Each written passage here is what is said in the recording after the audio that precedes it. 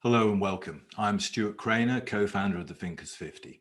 Thank you for joining us for this annual session when we induct new members into the Thinkers50 Hall of Fame. If you would like to translation into Japanese or Mandarin, please click the language button at the bottom of the screen. Thinkers50 Hall of Fame was started in 2009. And it honors the legacy of an elite group of thinkers whose work has had a profound and lasting influence on the world of management. The Thinkers50 Hall of Fame is hosted by the Hire Group, and we'd like to thank them, and in particular their CEO Yang Ru Min, for his interest and support. To be inducted into the Thinkers50 Hall of Fame, someone must have had a long-term impact on the way people think about and practice management. These thinkers have all made a profound contribution to how we understand management and how it is practiced globally. We are delighted that the inductees this year are with us to talk about their lives and work. So first, let me share their names with you. The new inductees are Mary Gentile.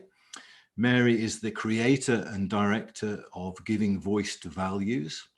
She is the Richard M. Waitzer Bicentennial Professor of Ethics at the University of Virginia's Darden School of Business.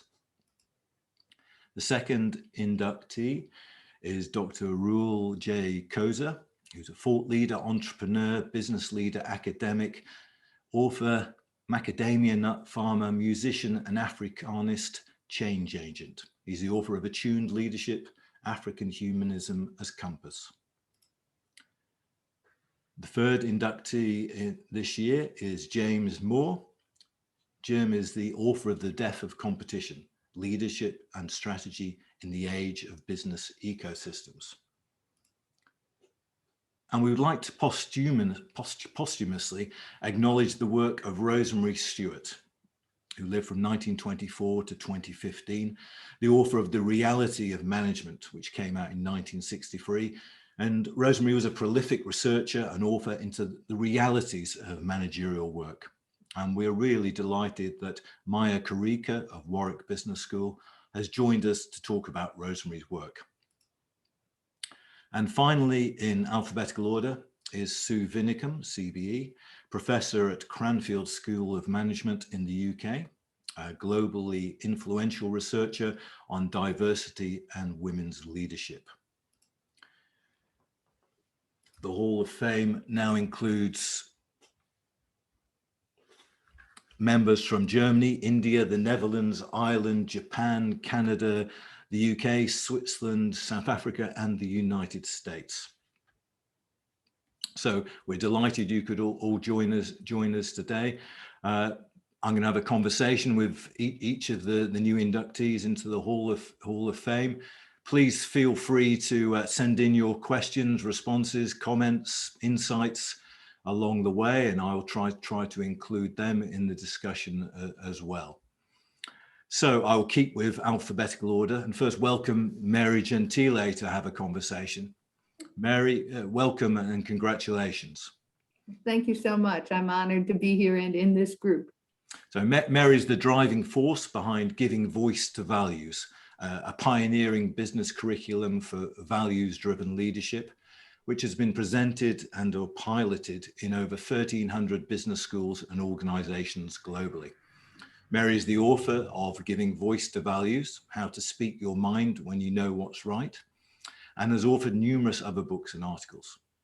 So Mary, perhaps we should go back to the beginning. What were the origins of Giving Voice to Values? Well, I like to say that Giving Voice to Values, or GVV as I refer to it, grew out of my own crisis of faith. I'd been involved with curriculum development, teaching, consulting around values-driven leadership for several decades. I worked with Harvard Business School in creating their first required program on that topic.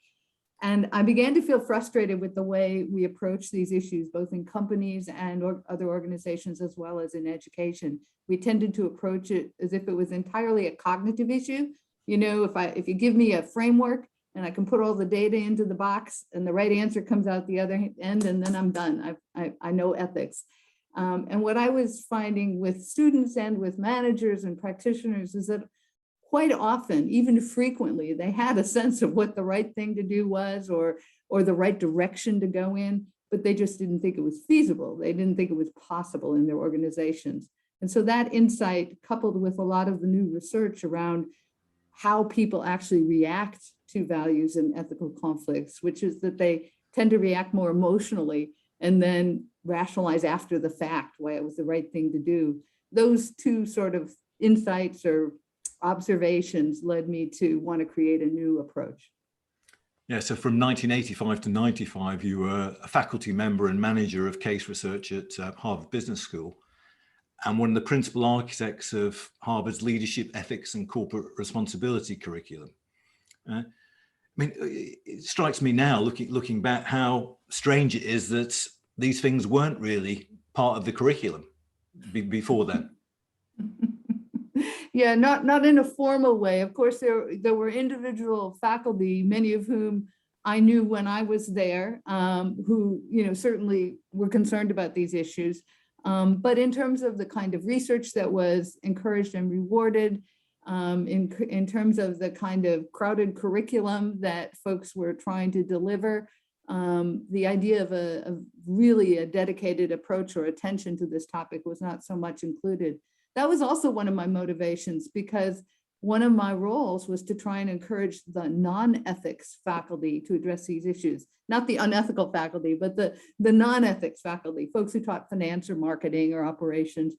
And I realized that they weren't going to teach philosophy. They really needed to be talking in terms of a vocabulary and a set of tools and practices that felt consistent with what they were already teaching. And the Giving Voice to Values approach is designed specifically to do that.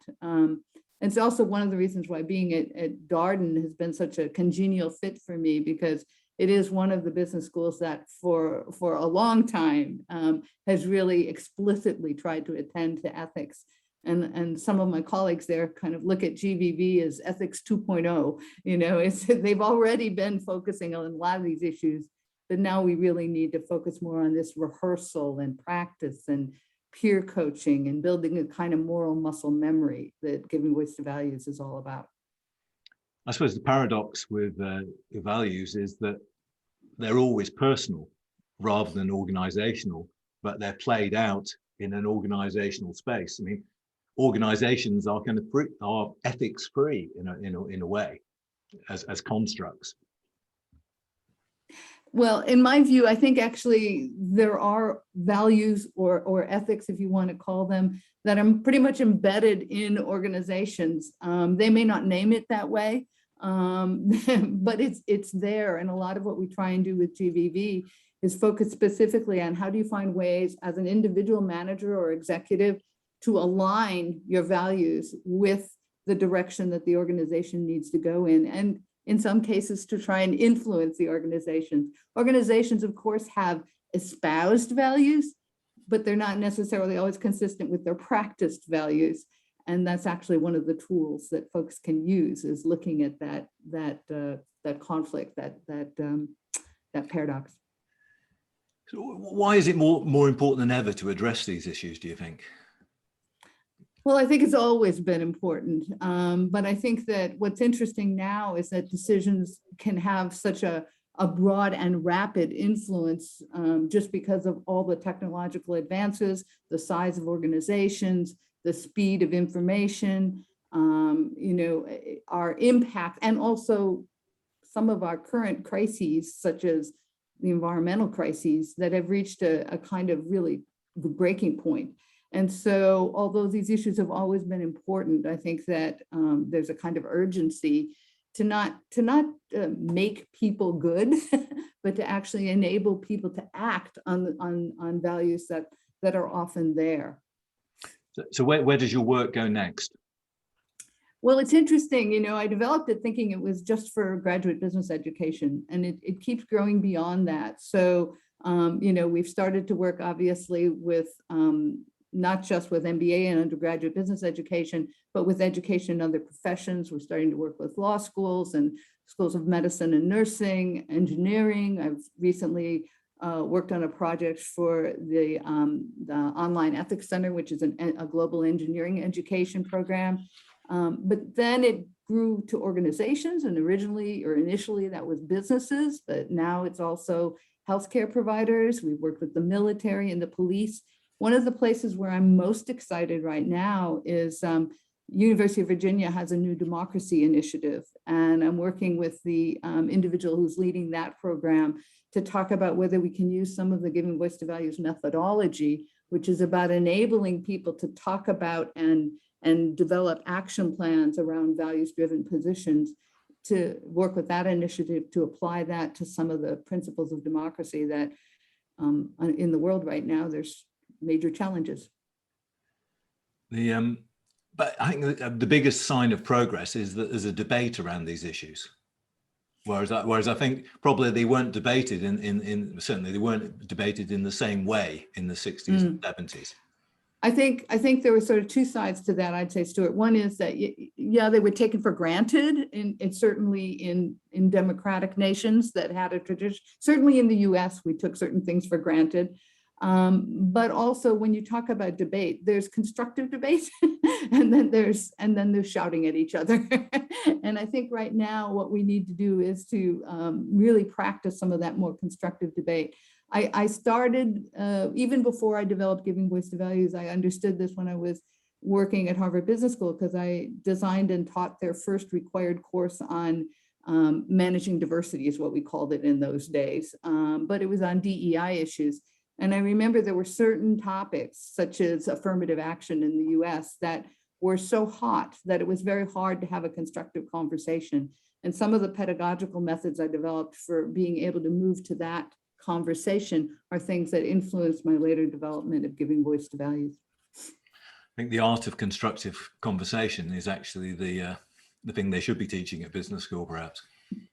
Yeah, but I think what's important there is to not assume, therefore, that any answer is just as good as any other if you express it well. A lot of what GVV is about identifying those core values that do tend to be universally shared, even based on the research, but that we often just don't know how to enact them in a way that's going to be persuasive, influential, and successful. Mary Gentile, thank you very much. Thank you. Next, I'm delighted to welcome Dr. Reuel Koza as the next inductee into the Hall of Fame. Dr. Koza is the first African representative in the Hall of Fame. He's a distinguished thought leader, entrepreneur, business leader, academic, author, farmer, musician, and is active as an Africanist at the forefront of transformation in the South African political economy. His work links directly to Mary's. He says, "I believe in promoting values that underpin behavior that is beyond reproach, values that extol men and women of integrity who are as impartial as they are passionate." Great sentiments. So Dr. Koza, welcome and congratulations. No, thank you very much. I am delighted to join this panel of lead thinkers and to be interviewed by you as a co-founder of this august body. So you're the author of Attuned Leadership, African Humanism as Compass, Let Africa Lead, The African in My Dream, and The Power of Governance. Do you think there is a definitive African take on leadership? Is there an African leadership style which differentiates it from that of other areas? Yes, in large measure, but also in other respects, and let me explain.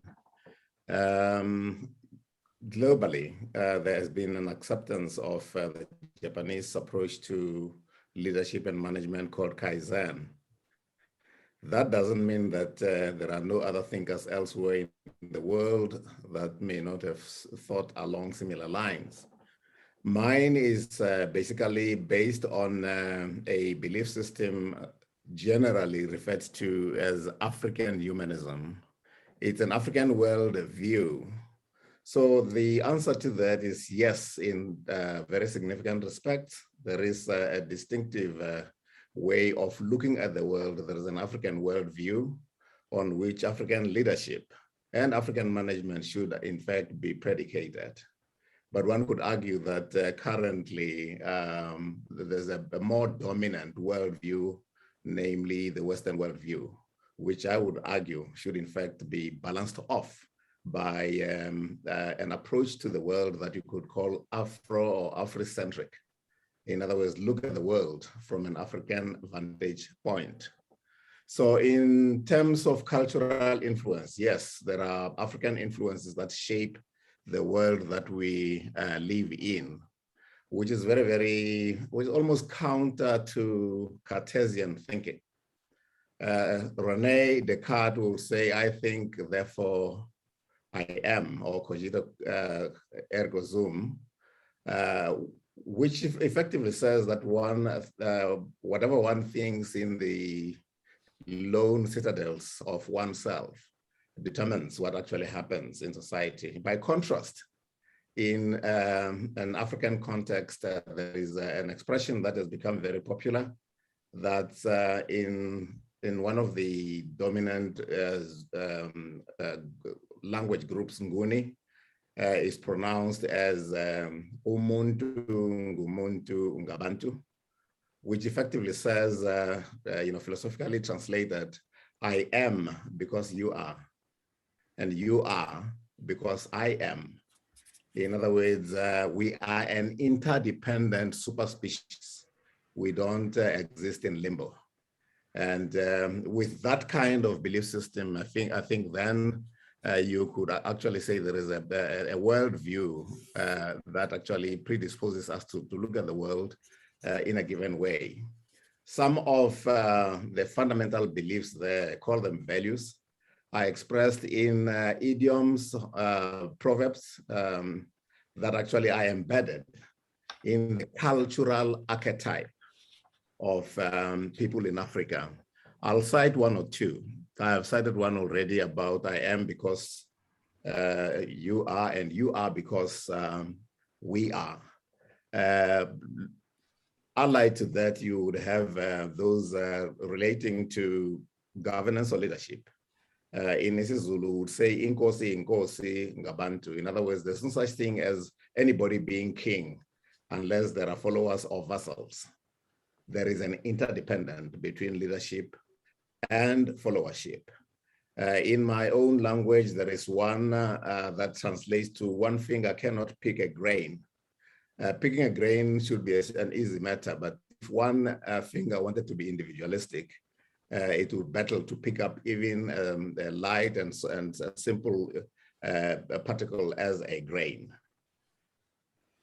So I want that belief system is now beginning to permeate internationally. If you read the book by Gary Hamel, for instance, the latest, the one that he wrote with Michel Zanini on Humanocracy, it actually argues that individuals in a community of individuals, it may be an organization, it may be a society, it may be a residential area, should actually be given a chance to express themselves, that leadership does not cascade from up on high, that anybody given an opportunity at one stage or another can make a significant contribution. Yeah, I mean, I think the kind of collective notion of leadership as opposed to the individualistic notion of used in the West is actually gaining momentum. We heard earlier, Jiang Ruimin, the CEO of Hire, was talking about the role of individuals within their ecosystem, where people are giving a lot more independent power to it, and that requires a different sort of leadership. I think one thing everybody's agreed on in Africa, Asia, Europe, and America is that there's a shortage of leaders. Everyone you talk to agrees there's a shortage of leaders. What would you like to see in Africa, specifically in South Africa, to breed a new generation of leaders? I would like to encourage and cultivate robust leadership conversations. And I have been involved historically in themes such as courageous leadership conversations. because all too often people have tended to fear expressing themselves, thinking that leadership actually resides at some top office else somewhere or at some palace. So, but in recent times, I've been party to catalyzing a process that says we have to actually argue about what constitutes effective and pervasive leadership. I teach at a number of universities as a visiting professor, and I have led that kind of charge. So I would say what would actually lead to cultivation and development of leadership would be a robust, almost fearless debate about what constitutes leadership, so that even those that fancy they are enlightened despots should be disabused of the notion and then the contradiction in terms that is inherent on that, and give much greater scope for all would-be contributors to the challenge of leadership. So your idea of a robust conversation links directly to what Mary was saying, really, about the quality of the debate around leadership. Now, Reuel, you're in a slightly different position in that you serve as the chairman of Africa's largest institutional asset manager, the Public Investment Corporation, and you're chairman of various other organizations and involved with various other groups. How difficult have you found it to turn your ideas into practice? I mean, most of the people we feature, they're great on the theory, and there's a lot of talk about the theory, and often turning it into practice is a difficult thing. No, certainly. But one has got to learn to listen and listen actively. One has got to learn to encourage people to think and contribute. I must say that at one stage, in fact, from 1997 to 2005, I was chairman of our major utility called ESCOM. And upon my arrival, the thinking was predominantly Western, steam ahead as an individual and let the chips fall where they may.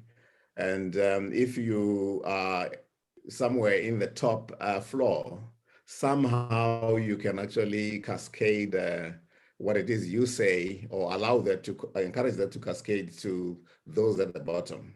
And when I got to ESCOM, I actually changed all that and said, there is a sense in which I may be highly qualified and experienced, but in certain areas, there are people who are much better than me. And I actually deferred to them.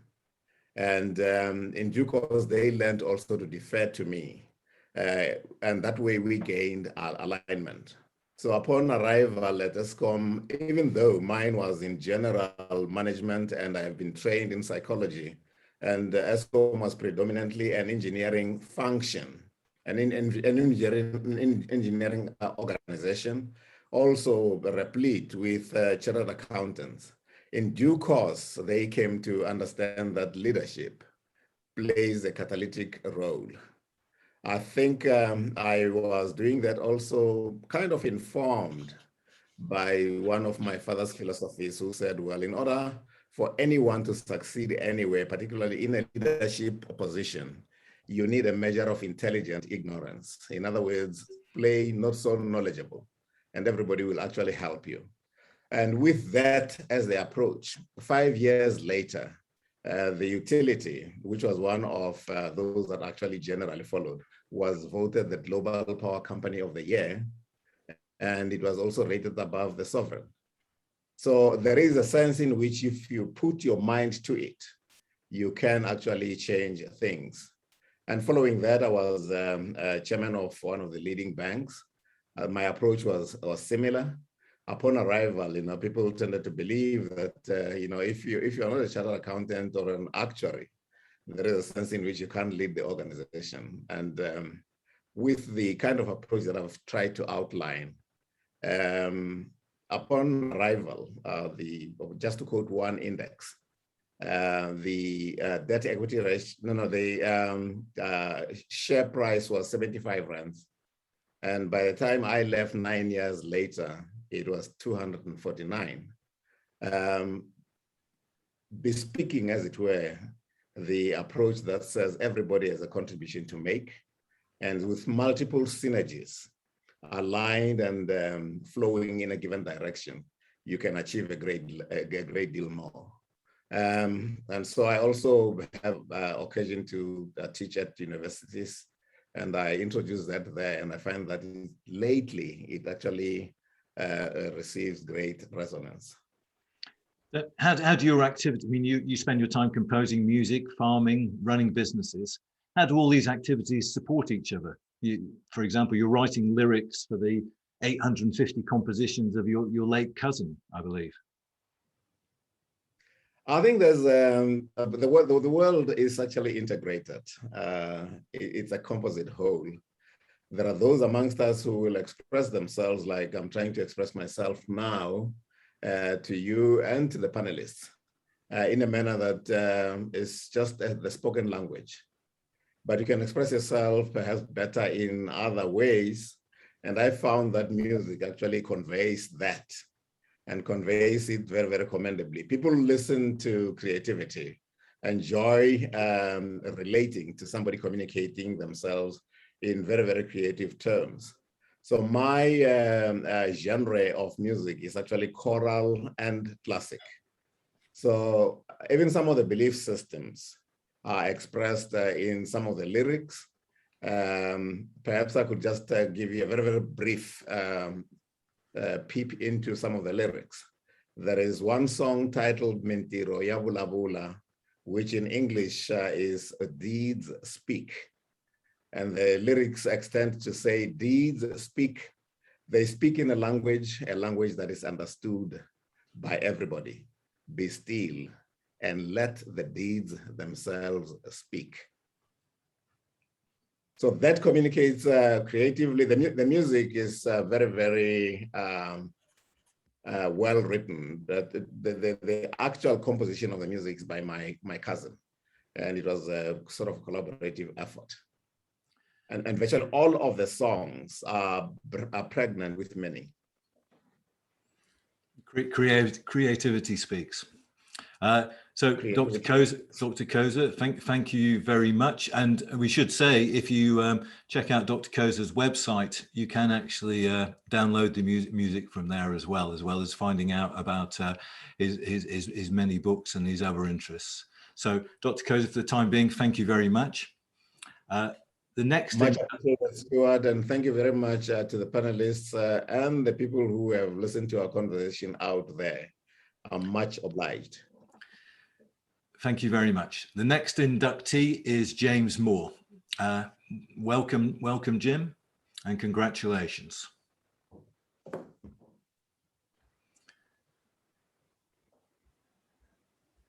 Jim, are you there? No, it's just mute.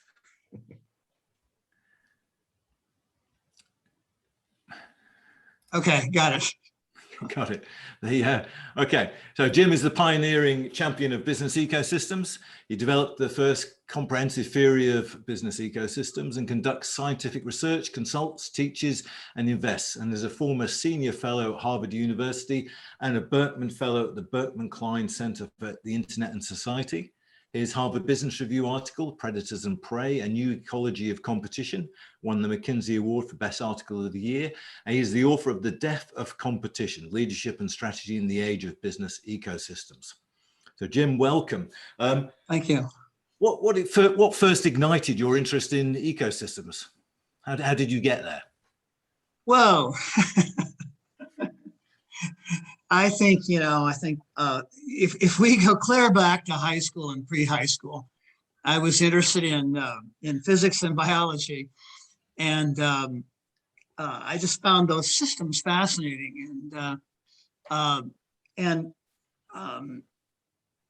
don't know, I'm a child of the 60s, so we kind of came through a situation where our society really seemed disastrously falling apart and disastrously difficult. And kind of in the middle of that, a lot of us were trying to figure out how to create a kind of an alternative culture to that. And so we read people like Buckminster Fuller, and we sort of drew from everywhere, Gregory Bateson, And the Whole Earth Catalog and Stuart Brand kind of gave us things we could latch onto and try to make a society out of. And in all of that, I began to try to understand systems thinking and try to see, I saw that as a way forward. I wasn't sure how to make that, I wasn't trying to do that, right? I remember vividly thinking, reading, I think I was probably 19, I'm reading Bucky Fuller, and he says, you know, the world needs more integrative generalists. It doesn't need more specialists. And I was like, yeah, that's great. So how do you become a generalist? You know, and it was a complete puzzle. It goes way, way back to this kind of systems thinking. Well, if you wanted to become a generalist, you should have given Reuel Koza a ring, I think. Yeah, I could have been the catalyst. My God, exactly. So, I still admire that. I mean, what a person to follow, by the way. Thank you. it's amazing how many people mention Buckminster Fuller. I know Amy Edmondson at Harvard Business School worked with him, didn't she? She did, yeah. And you work with people like Andy Grove at Intel. How did that inform your work? Oh my gosh. I've been blessed with mentors, and I've been, and in some sense, that's how my practice has kind of evolved. That if you spend enough time with mentors, and that happens to be the thing the world gives you, you begin to try to figure out ways to understand them and understand them more and more deeply, and become more, as Arit Gediesh at Baines used to say, in their decision space, or really in their life space. And Andy is obviously very famous and an extraordinary man. He was extremely courageous. He was extremely driven, and he saw things whole. And I guess there are a couple of things I would say about Andy that are, I think, not known. And one is that what he used to do to kind of do his annual presentation, he did an annual strategy presentation called SLURP, which was Spring Long Range Planning something. And he would, for months, have a room where Renee James, who was his technical assistant at the time, and he would put magazine articles and pictures, and essentially they were creating what we now think about as a mood board or a creativity board in a conference room, a small conference room near. He and others didn't have offices. They had little cubicles. They were sort of Moore's law of cubicles, tiny cubicles. But he had this room, and they would go in there and try to kind of suss out, kind of what was happening in the zeitgeist. And then how could they find a way for Intel to work with its partners and grow into that? And so I think from Andy, I realized how I already knew technology people who were thinking in that way, but Andy was certainly the most aggressive and systematic, but also very, very kind of profoundly self-reflective, always trying to create a new worldview and share it. So I think that's what probably the most important thing I learned from Andy. Who were your other mentors? You talked about Buckminster Fuller and Andy Grove. Who else has influenced your thinking? Well, one I never talk about much, but the vehicle into the profession was Richard Pascal, who was at Stanford at the time, and he's still operating out there doing amazing things quietly. Before Richard, I was a Stanford postdoc, and I was studying interorganizational relations and things like that. And I was sort of a kind of a bearded young graduate student, and it was Richard who had the 7 S's that he had co-developed, and he taught a course at Stanford that was very popular on the 7 S's, and he had people go out and study organizations. So I started doing cases for Richard, and I did Apple and Rome and a bunch of these companies early on, and this is early 80s, and he really taught me this holistic sense. He also taught me how to sort of be a psychologist in an executive suite while kind of speaking the language of finance, so that you sort of blend it in. So he was an extremely, extremely sensitive psychologist, though people always thought about him as a strategist. But he was consciously really more of a leadership psychologist. Yeah. So Richard wrote Managing on the Edge and was co-author of the Art of Japanese Management. Right, right. there's a sense with ecosystems that they are now the height of corporate fashion. There's a lot there's an incredible amount of discussion about them and people trying to understand what they are. They're kind of part of the language now. So how does that make you feel? Do you feel that your time has come after talking about ecosystems for so long? Oh, I wish. First of all, I think I'm beyond thinking about whether my time has come or not. In some sense, my time has come and then gone and then come, and I'm happy to be here. A lot of people aren't of my age, just aren't here. But look, I really think the time has come that we make some big changes in the world, and the time has come where we take what both Mary and Reuel are saying, and we take that, maybe 100 times more seriously than anybody has so far. I think we really are in a moment of great promise, obviously amazing technology and amazing things happening, amazing creative freedom, by the way, happening around the world, self-education and so forth, but also in great peril, obviously. And so for the time I've got left, I think I want to, throw my shoulder against the wheel here and, try to make that happen. And I'm glad that people are thinking about ecosystems. It's systems thinking, right? I mean, it's thinking in broad terms. It's thinking more integratively. There are a lot of reasons why it's not just sort of the thought frame du jour. It is the thought frame that people have best figured out how to address all the stuff going on. And that's really how I came to it too. And but we probably need additional thought frames that we haven't even imagined. And I think stuff Reuel was saying was quite interesting for this next move. And so I think it's more that. And your recent insights acknowledge a bit more than you did previously the human side of ecosystems. Yeah. And that's a development in your work. Well, the short version of a longer transformational story, I guess, is that I had, probably a couple of years ago, I'd essentially given up on my practice about organizations because I couldn't figure out how to get from how people were implementing in ecosystems and how I thought about implementing ecosystems, which was more the Andy Grove top-down, excessive governance kind of approach, a co-evolution of technology, not of people. And I just couldn't see the future. I couldn't see that solving the problems we had in the future. And so I retreated actually to Costa Rica. I was in the mountains, the central mountains of volcanic Costa Rica when COVID hit. And we ended up staying for a year and a half, very isolated, cows around us, a very agricultural area.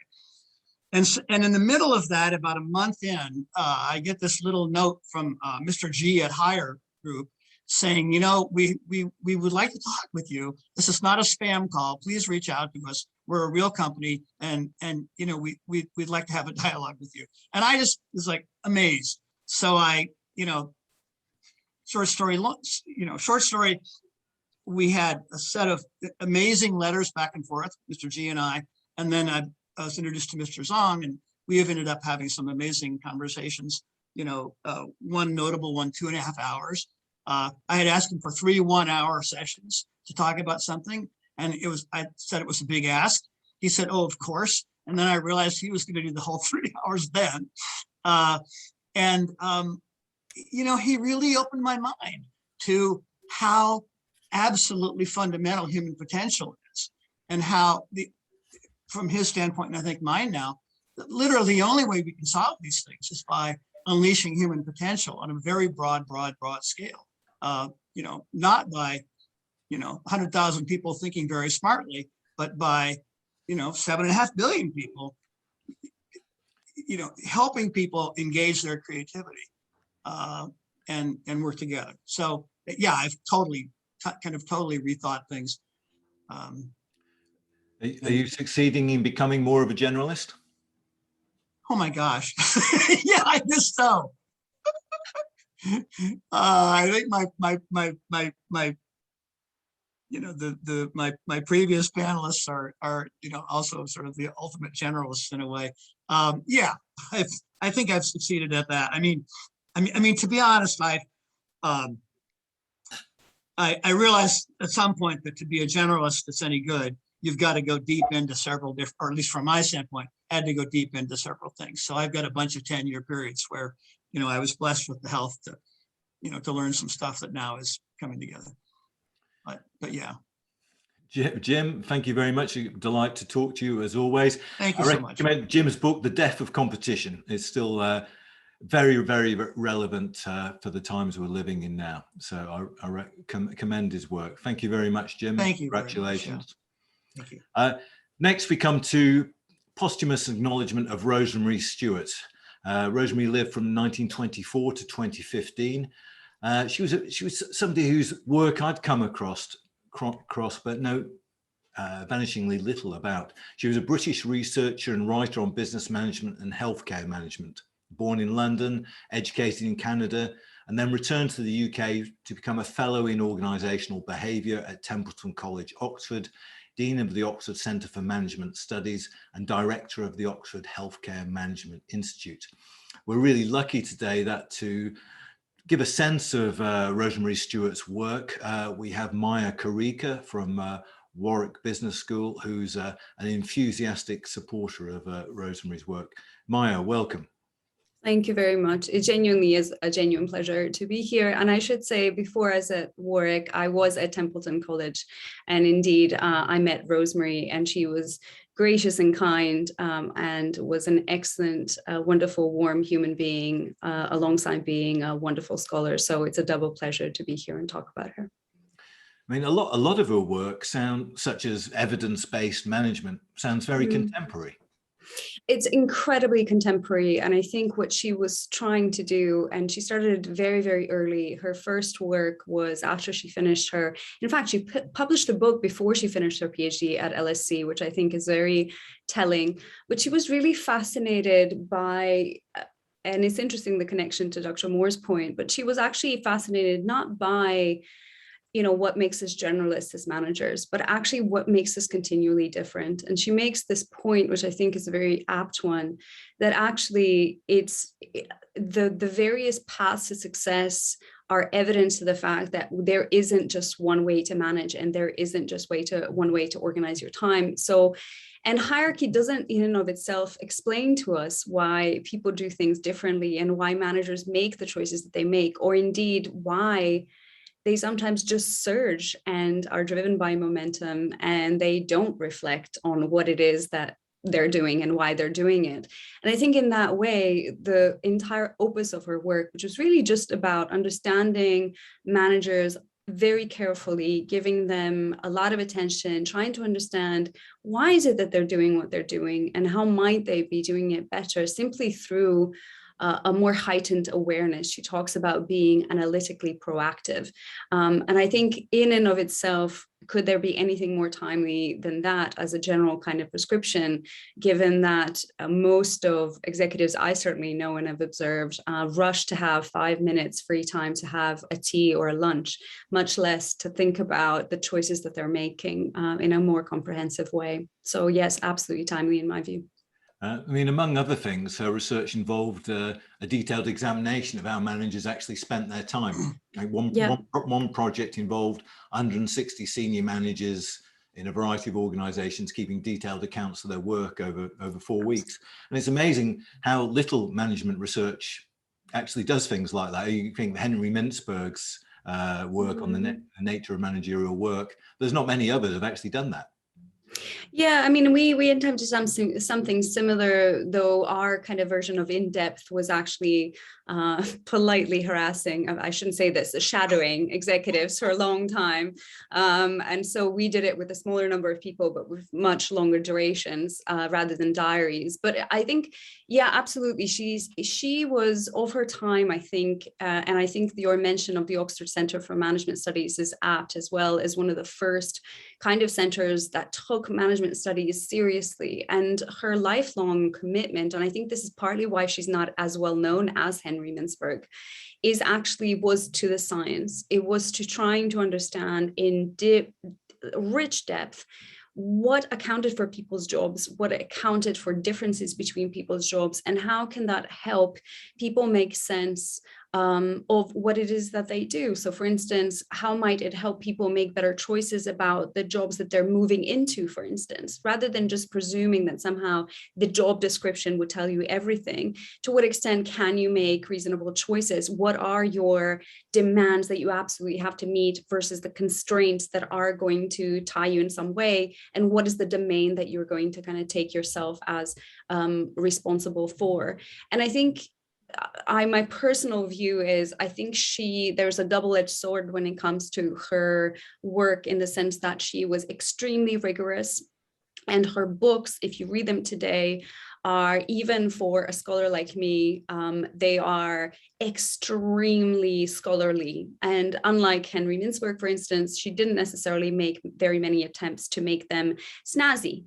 And I think that perhaps is some of the reasons why comparatively they don't get as much attention. And I think secondly, and we should acknowledge this as well, there's a wonderful quote just before she died in the early 2010s.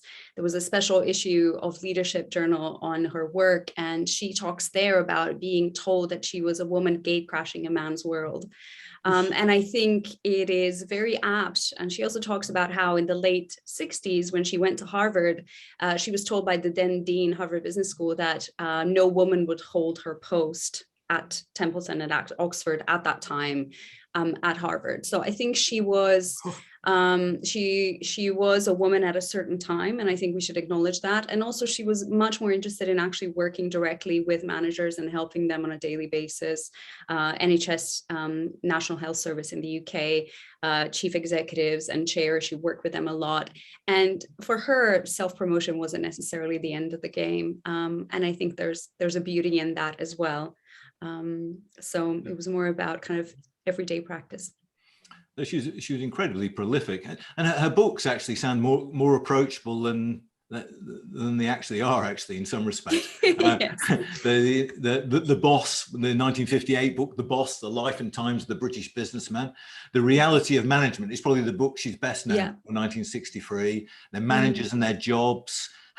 She wrote a book called How Computers Affect Management in 1971. The Reality of Organizations in 72.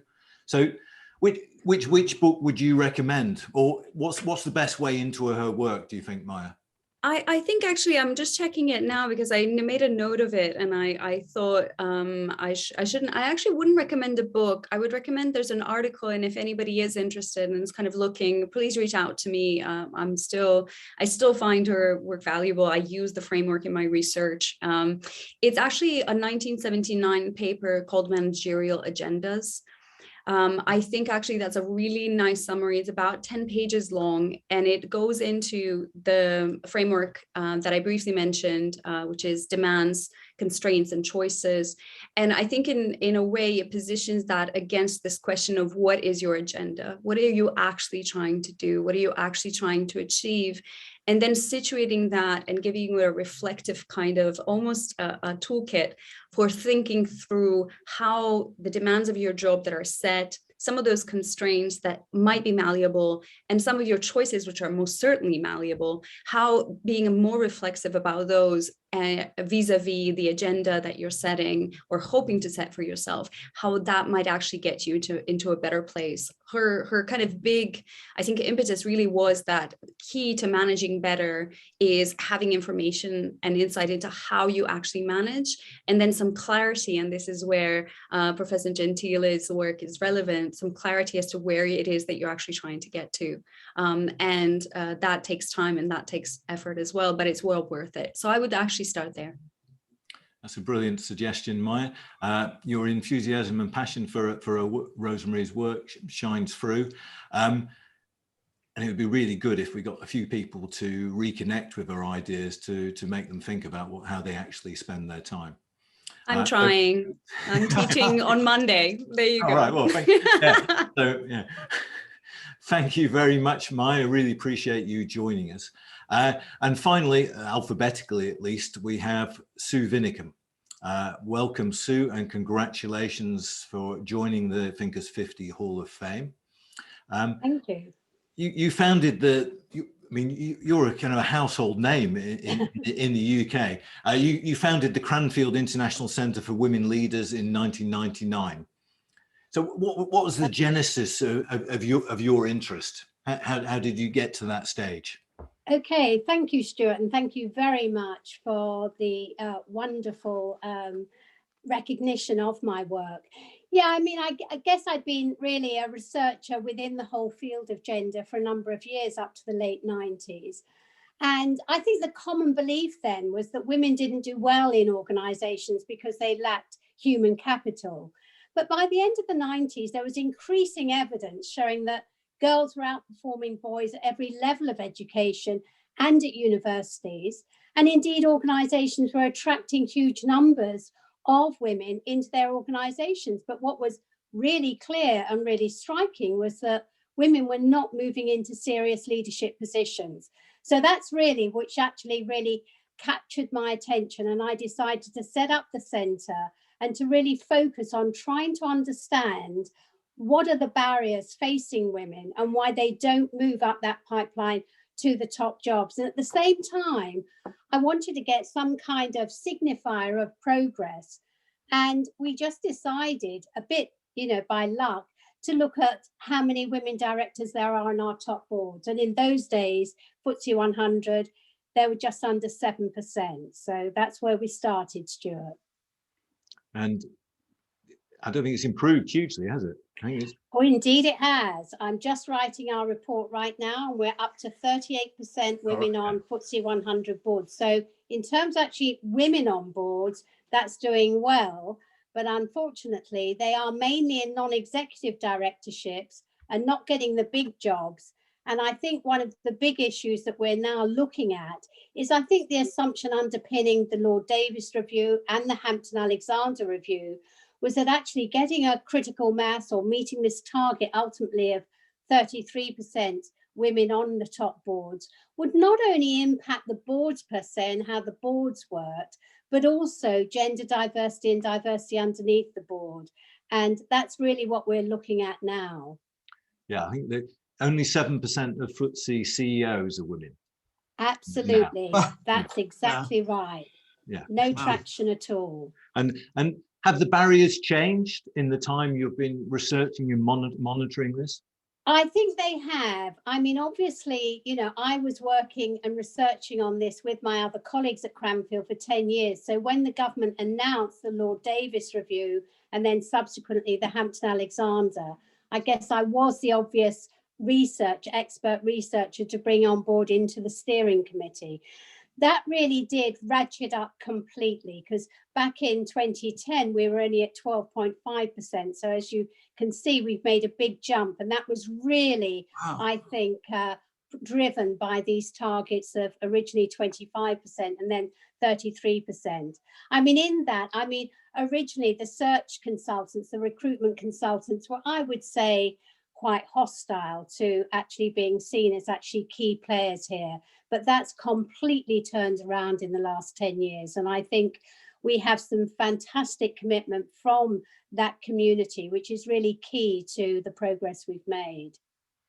And what needs to happen now, do you think, in the UK and further afield? Yes, well, I think lots of people talk about sort of women not getting the top jobs and lumping together the CEO role, which you've just referred to, plus the chair of the board, plus the CFO, the finance director. And I think it's wrong actually to lump them together.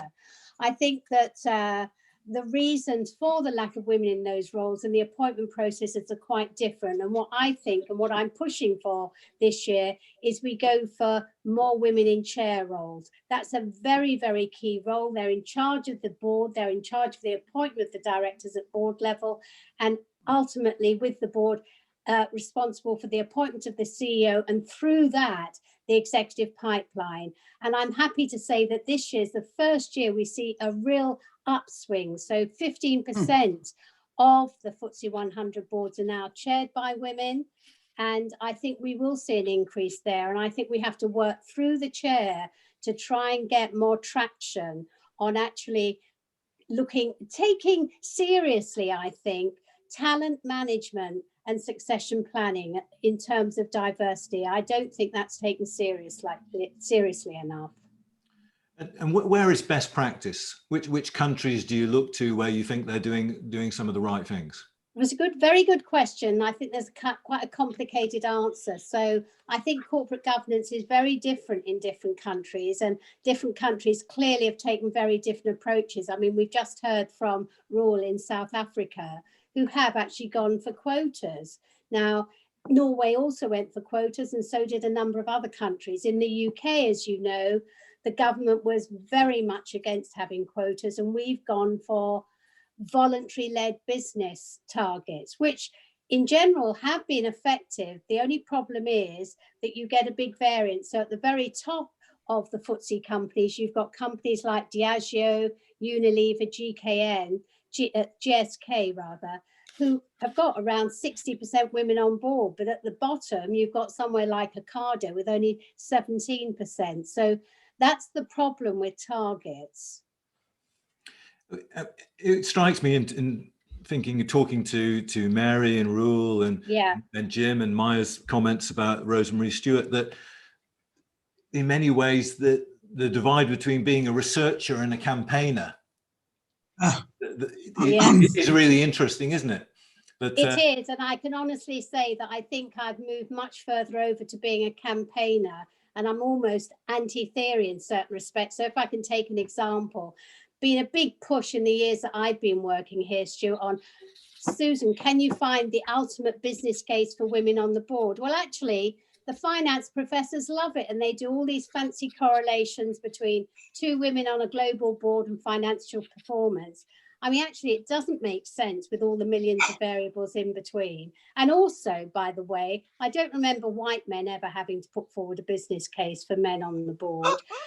But it really comes back to, I think, of the point that Mary kicked off the afternoon with. It's actually very much a values base. It's whether we as individuals value different other people joining us in our organizations, in our teams, and not only having them there, it's not a symbolic appointment, but really valuing the differences they bring. So, of course, I continue on my journey with gender diversity, but I'm also on the Parker Review looking at how we can increase ethnic diversity on the boards as well. Are you optimistic? Is there a feeling, because it kind of, with the number of women on boards, it's moved. It is moving, but progress has been very slow, hasn't it? Yes, it has. As I said, it ratcheted up once we got the government behind it. But now Hampton-Alexander finished at the end of 2020. So we have this awkward silence now. So I think it'd be interesting to see how we go. I think the issue on the ethnic diversity is an interesting one, because with gender diversity, we argue that women form 51% of the population. So actually going for 33% women on board was not an unreasonable target. On the ethnic diversity or people of colour in the UK, it's only 14% compared to the States where it's nearly 40%. So actually on Parker, I feel somewhat uncomfortable because we're aiming for one person of colour on each board. Well, on Hampton-Alexander, we were very dismissive of the one and dones. So, I am slightly concerned about, what is a realistic target, and also, what's really going to have an impact. And what should we look out for? From you? Have you got another book underway, or what? Yes, we've got a new report coming out on the 7th of October. So that will be really, I think, pushing for the importance of getting more women in chair role, which I think will help to move the dial more generally on the executive pipeline, and also really emphasizing the tremendous importance of good talent management in companies and the importance of excellent succession planning. We are never going to have more women as CEO unless women are identified as high potentials early on in their career and move around the business and ensure they get the proper broad experience required for the job. I wonder if the pandemic has actually focused companies' minds. Yeah, it's very interesting. I mean, actually, Hampton-Alexander in February, in their final report, actually I think came out with a very interesting statistic that actually across FTSE 350 companies at the top 2 executive levels, that's executive committee and direct report level, on average, there's 30% attrition rate. Now, that may be partly due to COVID, but I'm also wondering if there's a broader debate in here about what those top roles look like and the structuring of them. So I, of course, am a great proponent of job sharing, flexible working, working from home. And I think COVID and the experience of working through COVID has really kind of, you know, invigorated more energy into that whole discussion. But I think it goes back to what Mary and Reuel were saying about having an intelligent conversation about all of these things, an informed conversation, which is always progress in all of these fields, I think. Yes, that's exactly right. Thank you very much, Sue, and congratulations. And thank you very much. It's really great that we can acknowledge your fantastic work over the last 2 decades since you formed the centre. Thank you everyone for joining us today. These are 5 incredibly notable inductees into the Thinkers50 Hall of Fame. We salute their achievements and look forward to learning more from them in the years to come. So thank you to Mary, Reuel, Jim and Sue, and many thanks to Maya Karika for her great contribution. Thank you all for joining us, and goodbye.